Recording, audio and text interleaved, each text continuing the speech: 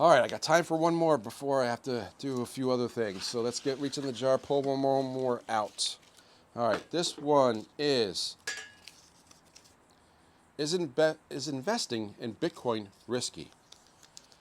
That's also a very common question, but I hate answering questions with questions, but I would say this.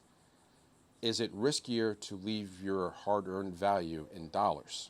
So that's the question and you have to answer. And if anything has been proven in the last several years with inflation, leaving your wealth in dollars is a horrible idea. Not just a bad idea, it's a horrible idea because everything goes up in value.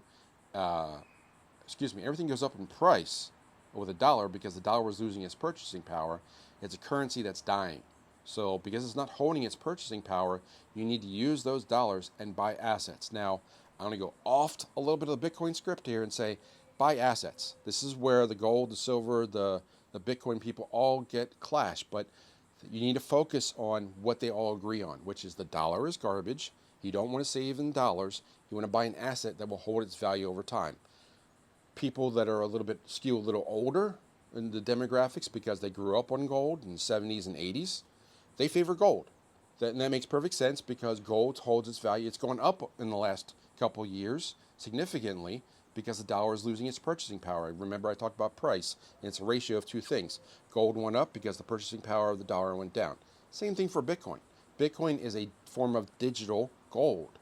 So it's while the price is volatile, you need to think about this is for your long-term storage of wealth. This is not for like I want to gain 25% next week. That's not the goal of Bitcoin. The goal of Bitcoin is this is my money that I'm going to save long-term, 3, 4, 5 years or longer, and I wanted the purchasing power to be there or even higher than what it is today. So when you change your your time frame, your perspective changes, and you say like, okay, I want to save for retirement. I want to save, I'm working hard today.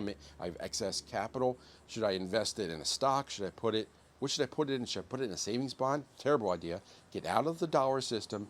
Pick an asset class that you like. We obviously like Bitcoin. But there's nothing wrong with the people that diversify and get a little bit of gold, a little bit of silver too, get exposure, all that.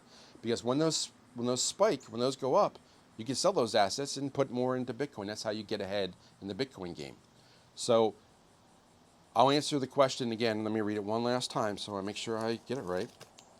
Is investing in Bitcoin risky? I answer that with it's riskier to not invest in Bitcoin because you will be losing your purchasing power, and that's been a proven fact. So I think it's more risky to stay in the dollar than to leave that system. So that's our 21 questions. I believe that was our last one. Thank you for joining us, but I want to hear from you guys. What are your other questions? What other things do you want us to talk about? Help us build a list for the next 21 questions. Leave us send us an email, drop us a line. What are your questions? I know you've got them out there, and we'll talk about them further in future videos.